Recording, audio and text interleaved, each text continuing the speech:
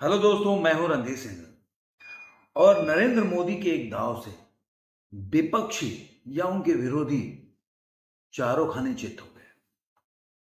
ये दाव क्या है?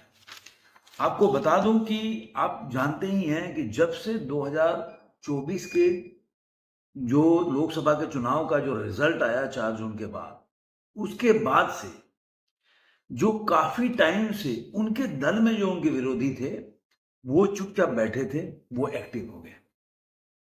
और विपक्षी तो 99, जैसे कांग्रेस को 99 सीट आया, उसके बाद उसको अलग ही एनर्जी महसूस होने लगा। उसको लगा कि भाई अब मतलब 99 नहीं, 499 सीट हम पा गए। मतलब उस तरह का उनका एरोगेंस आ गया। ऐसे ही अखिलेश यादव में। लेकिन कहते हैं ना कि जो बरसात में बुलबुले उठते हैं ना, जल्दी ही फूट जाते हैं। और यही हुआ। और नरेंद्र मोदी ने अपने 100 दिन के कार्यकाल, अभी उनका भाषण चल रहा था, तो उन्होंने 100 दिन के कार्यों को गिनाया कि 100 दिन में उन्होंने क्या किया। और उन्होंने एक बहुत बड़ा बात बोला कि जो विपक्ष उनको देख रहे थे कि वो मतलब वो परेशान है, उनके बारे में गलत गलत तरह के कमेंट कर रहे थे, उनके समर्थक बहुत निराश थे कि वो सोच रहे कि मोदी जी क्यों नहीं जवाब दे रहे हैं। तो वो बोले कि मैं इस काम में लगा था क्योंकि मेरा कमिटमेंट था। आपको याद होगा कि जब वो चुनाव में जा रहे थे, तो उस समय उन्होंने बोला था कि मैंने अपने जो भी एडमिनिस्ट्रेटिव लोग हैं, उनको 100 दिन का काम देकर जा रहा हूं कि मैं आते ही 100 दिन में क्या करूंगा। और वो बात आज देखिए, उन्होंने कितने काम किए 100 दिनों में, उन्होंने बताया। तो बात ये मुद्दा नहीं कि उन्होंने 100 दिन में कौन कौन सा काम किया। मेरा आज मुद्दा है कि मोदी जी ने जो अपने भाषण में जो बड़ी बात बोली, और जो वो काम दिख रहा है, जो बड़ा काम है, जिसको वो आइडिया लगा रहे थे कि अब मोदी 240 के बाद कमजोर हो गए तो कुछ नहीं कर पाएंगे। तो मैं आपको बता दूं कि मोदी जी की चाहे 282 सीट हो या 303 या 240, उन्होंने अपने 100 दिनों में ये साबित कर दिया। और उनका बोले हुए कथन की बात बता रहा हूं कि मोदी है, किसी की सुनता नहीं, अपने हिसाब से काम करता है और किसी के दबाव में काम में नहीं करता। अगर कोई भी मेरे को जानता है तो, और वो पहले से इन बातों को बोलते रहे, तो ये संकेत क्या आ जाता है।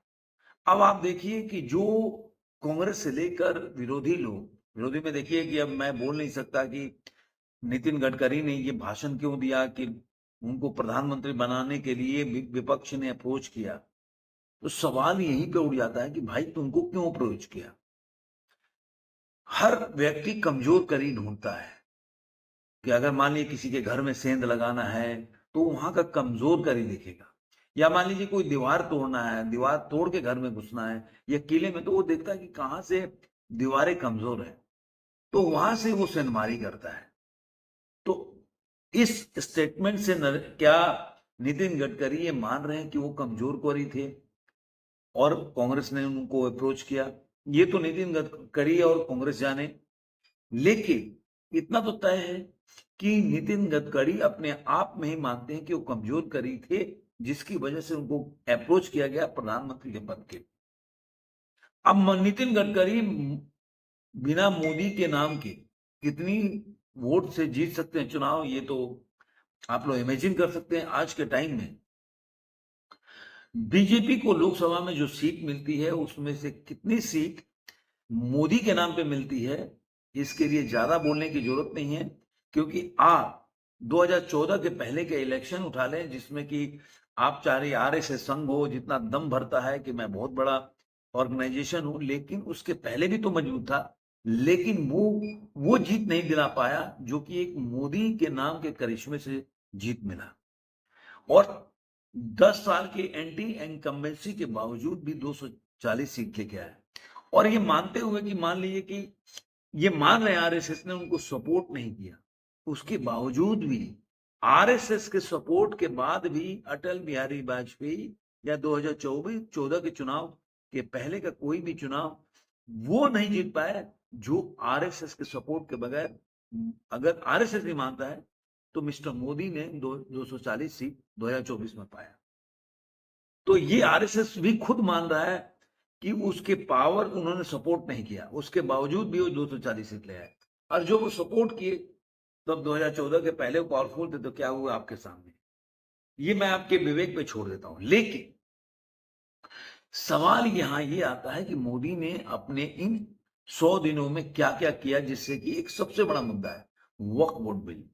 अब वक्फ बोर्ड बिल में क्या हुआ कि वक्फ बोर्ड बिल में सिलेक्ट कमेटी में गया तो कांग्रेस से लेकर विपक्षी लोग बोलने लगे कि भाई देखो सिलेक्ट कमेटी मोदी झुके, मोदी झुके। तो इसका मतलब क्या, आज तक जो कांग्रेस की सरकार थी या यूपीए की सरकार थी, जितने भी सिलेक्ट कमेटी में गई है या जेपीसी में गई है, तो इसका मतलब कांग्रेस उस समय झुकी, घुटने टेक दिया। इसके साथ ये भी मानना पड़ेगा, अगर आप मोदी को मानते हैं कि वो झुक के और सिलेक्ट कमेटी में गए, तो आपको ये भी मानना होगा। दूसरा, सिलेक्ट कमेटी में जाने का मतलब नहीं है कि ठंडे बस्ते में चला गया। इसी आपको देखिएगा विंटर सीजन आएगा, ये पटल पे जाएगा और पास भी हो सकता है। मैं अंत में बताऊंगा क्यों। दूसरी, जो वन नेशन वन पोल है, वो एनओपी, वो 2023 में कोविंद जी जो अपने राष्ट्रपति हैं उनके नेतृत्व में एक कोविंद पैनल बनाया गया, जिसने रिपोर्ट दिया जो 18,000 पेज का पन्ना है। उसमें बताया गया कि देश में वन नेशन और वन पोल होना चाहिए, जो कि बीजेपी का बहुत बड़ा, जो मोदी जी का कमिटमेंट है बहुत टाइम से वो है। तो देखिए बहुत दो चीजें ऐसी हुई, एक वन वन नेशन वन पोल और दूसरा वक्फ बोर्ड। और आपको बता दूं कि जब ये आया तो इसमें 18 मतलब अमेंडमेंट किया जाएगा जो कि संविधान में, जिसकी वजह से ये लागू हो सकता है। अब ये कोविंद जी का कहना है, जो आज कांग्रेस के लोग और कुछ लोग विरोध कर रहे हैं, कि जब ये उस पे पैनल पे बहुत लोगों से कांटेक्ट किया जाए, लॉ मेकर हों, विपक्षी दल के नेता हों, काफी लोगों से उन्होंने कांटेक्ट किया, बातचीत किया, उसके बाद ये रिपोर्ट बना। उसमें से उन्होंने माना कि 80% लोगों ने सहमति जाहिर। अब कुछ उसमें सवाल है कि भाई मान लीजिए कि अगर अगर बीच में मध्यावधि चुनाव आ जाते हैं, दो चीजें, एक तो पहला मैं बता देता हूं पहले, एक तो अपॉइंटेड डेट होगा, ये कितने टाइम के बाद का जो इलेक्शन होगा, वो मान लीजिए 2024 29 का माना जाए, तो अगर मान लीजिए 2027 तक का अगर चुनाव उसके पहले का होगा तो हम करा सकते हैं, लेकिन 2027 के बाद का चुनाव होगा तो 29 के साथ ही कराएंगे।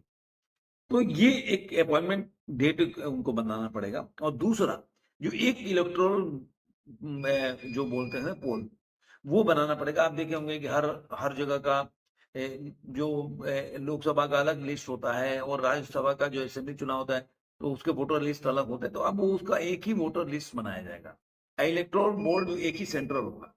अब इसमें क्या चेंजेस होगा कि 80% तो बोल सकते हैं कि पार्लियामेंट में पास हो जाएगा, लेकिन जो जो पंचायत इससे संबंधित है, स्टेट से संबंधित है, उसमें 50% की सहमति की जरूरत है। ये जो चीजें हैं जो लोग जानते नहीं है, मैं बता दूं कि जो म्युनिसिपल कॉर्पोरेशन का चुनाव होता है वो जो स्टेट इलेक्शन बोर्ड है वो उसको ऑर्गेनाइज करता है। बहुत लोग जो आपने देखा होगा पंजाब में जो एक हुआ था कि आया था आम आदमी पार्टी ने कि वहां के जो चुनाव हुआ था उसमें धांधली हुआ, और वो वो दिल्ली के अंतर्गत आता है, वो इलेक्शन चीफ इलेक्शन कमीशन के अंतर्गत नहीं आता है, लोगों को पता नहीं होता है, और लोग ट्विटर पे एक आदमी ट्वीट कर देगा उसी पे लग जाते हैं उसमें दिखने के लिए। ये साबित करता है कि इसमें भी साबित होता है कि वो जो है दिल्ली जो है जो इलेक्टोरल बॉन्ड स्टेट के अंतर्गत आता था, इसलिए उसमें चीफ इलेक्शन कमीशन का कोई रोल नहीं। अब दूसरी बात ये आता है कि ये जो जो जो वन नेशन वन पोल है, ये बहुत बड़ा मुद्दा है। और इस मुद्दे को अगर अभी कमेटी ने कैबिनेट कमेटी ने पास कर दिया, अब ये जाएगा सिलेक्ट कमेटी में, अगर मान लीजिए सपोज की भेजता है तो उसमें काफी डिस्कशन हो जाएगा। तो जब लोकसभा के पटल पे आएगा तो इसको में ज्यादा कुछ बचेगा नहीं जिसमें कि विरोधी जो है उसको विरोध कर सके। अब इसमें दो चीज, मोदी जी चाहते तो 2029 तक भी 5 साल टाइम था तो रोक सकते थे, लेकिन उन्होंने ऐसा किया क्यों नहीं? क्योंकि वो दिखाना चाहते थे, जो विरोधी उनके सोच रहे थे कि मोदी जी 2024 के बाद कमजोर हो गए 240 सीट के बाद, तो वो दिखाना चाहते थे कि मोदी आज भी वही करेगा, चाहे 240 सीट हो, चाहे 303 हो, या 282 सीट हो। जो उनका कमिटमेंट है वो जरूर होगा। वक्फ बोर्ड में अभी देखेंगे कि 3 दिन पहले ही अमित शाह का भी बयान आ गया कि वक्फ बोर्ड जल्दी ही पास होगा। तो ये इंडिकेशन है कि वक्फ बोर्ड सिलेक्ट कमेटी में गया है, तो वो ऐसा नहीं है कि वो ठंडे बस्ते में गया। ये आपको अमित शाह के स्टेटमेंट पे आपको पता चले। कोई अमित शाह कोई मतलब छोटा मोटा लीडर नहीं है और कोई छोटा मंत्री नहीं है। आज पीएम के बाद दूसरे नंबर के हैं वो, उनके बातों को मतलब आप इग्नोर करना बड़ा बात है। तो इसका मतलब कि वक्फ बोर्ड जो बिल है वो पास होगा और इसी विंटर सेशन में पास होगा। तो मोदी जी ये चाहते थे कि उनको दिखाना चाहते थे, जो भी उनके विरोधी हैं, चाहे पार्टी में हो या विपक्षी दल हो, कि आप जो आस लगा के बैठे हो कि मोदी कमजोर हो गया, तो मैं 100 दिन तक चुप इसलिए था क्योंकि मुझे अपने काम करने थे। जैसे कि आपने हेल्थ में वो लाया कि भाई जितने भी 75-77 साल के लोग के ऊपर हैं उनको पूरा का पूरा मतलब हेल्थ इंश्योरेंस मिलेगा। इस तरह के कई चीजें उन्होंने बताया, गिनाया अपने काम का। तो उसमें वो 100 दिन के काम में लगे थे। अब जो उनका मेन मुद्दा है वक्फ बोर्ड, उसको यूसीसी भी बोल चुके हैं, और ये वन नेशन और वन पोल, ये तीनों एक ऐसा मुद्दा है जो उनके ऊपर ये दिखाता है कि मोदी जी झुके नहीं। तीसरा इसके साथ विरोध कर रहे हैं कि भाई मान लीजिए कि अगर मान लीजिए मध्यावधि चुनाव हो जाएगा तो क्या होगा। तो वो उनका कहने का मतलब जो भी अगर मान लीजिए टर्म बचता है, मान लीजिए कि 2029 में सरकार बनती है, कोई भी सरकार, चाहे असेंबली हो चाहे लोकसभा का हो, सेंट्रल में सरकार बनती है और 2031-32 में गिर जाती है, तो चुनाव होना चाहिए 2034 में। लेकिन उसका पीरियड 5 साल नहीं होगा। मान लीजिए कि 2032 में चुनाव होता है तो 2 साल का है। जो भी रिमेनिंग टाइम है ना, उतने टाइम के लिए चुनाव होगा और फिर उसके बाद वही अपना आने लगेगा 34-5-5 साल के बाद। तो एक ही बार ये होगा, उसके बाद सब सिस्टम थोड़ा सा दिक्कत होगा और एक स्टेबलाइज हो जाएगा। तो ये एक बहुत बड़ा जो उन्होंने विपक्षी को एक ही चीज से उन्होंने समझा दिया कि देखो, आप जो सोच रहे हो कि मोदी झुक गया, मोदी अब लोगों को देख रहा है कि भाई ये स्टेट में नायडू को देख के काम करेगा और या नीतीश कुमार को कि भाई वक्फ बिल उसके वजह से नहीं लाएगा, तो वो बात नहीं है। वक्फ बिल आएगा और पास हो जाएगा तो ये साबित कर देगा कि कोई भी हो, चाहे वो सपोर्ट कर रहा हो या नहीं सपोर्ट कर रहा हो, काम तो वही होगा जो मोदी जी ने कमिटमेंट किया है और वही होगा वैसे ही। तो ये आपको उनके जो एटीट्यूड से और उनके भाषण से आपको सब पता चल जाएगा। और ये देखिए, आप मैंने आपको बोला ना कि ये चाहते तो 2029 तक भी देख सकते थे, नहीं, उनको ये दिखाना है कि जो तुम कमजोर समझ रहे हो, आपको 6 महीने में पता चल जाएगा कि जो मैं काम 5 साल तक रोक सकता था, मैं आपको इसी समय करके दिखाऊंगा कि मैं वही हूं जो पहले था। तो इस तरह से उन्होंने अपने इस दाव से पूरे विपक्षी दलों को और विरोधियों को चित कर दिया है। उनके पास सोचने के लिए मौका नहीं। और काफी लोग इसका समर्थन भी कर रहे हैं, कांग्रेस लोग इसको विरोध कर रहे हैं, कुछ मुद्दे हैं, लेकिन इसको रोक तो पाएंगे नहीं। आप देखिएगा एक ना एक दिन, अभी अश्विनी वैष्णव का भी काफी उन्होंने इसके ऊपर अपना स्टेटमेंट जारी किया, बताया है। तो धीरे धीरे आपको ये सब के तरफ चलता मिलेगा। वो दिन दूर भी नहीं कि आपको एनआरसी भी देखने को मिलेगा और धीरे धीरे ये सब चीजें आएंगी और विपक्ष को पता नहीं चलेगा ये क्या हो रहा है। एनआरसी का जो आप बोल सकते हैं कि जो किरण है वो असम में आपको दिखने लगा है और पूरे भारत में ये किरण आपको प्रकाशित करेगा एनआरसी का, आप देख कर रखिए। तो ये मेरा कहना था। आपको ये वीडियो कैसा लगा जरूर कमेंट बॉक्स में बताइएगा। फिर मिलेंगे ऐसे ही किसी वीडियो में। आज के अंक में इतना ही। लेकिन जाते जाते अगर मेरे चैनल को सब्सक्राइब नहीं किया तो सब्सक्राइब जरूर करें। वीडियो अच्छा लगता है तो दोस्तों के साथ, सगे संबंधियों के साथ लाइक करें, शेयर करें और कमेंट करते रहें। धन्यवाद।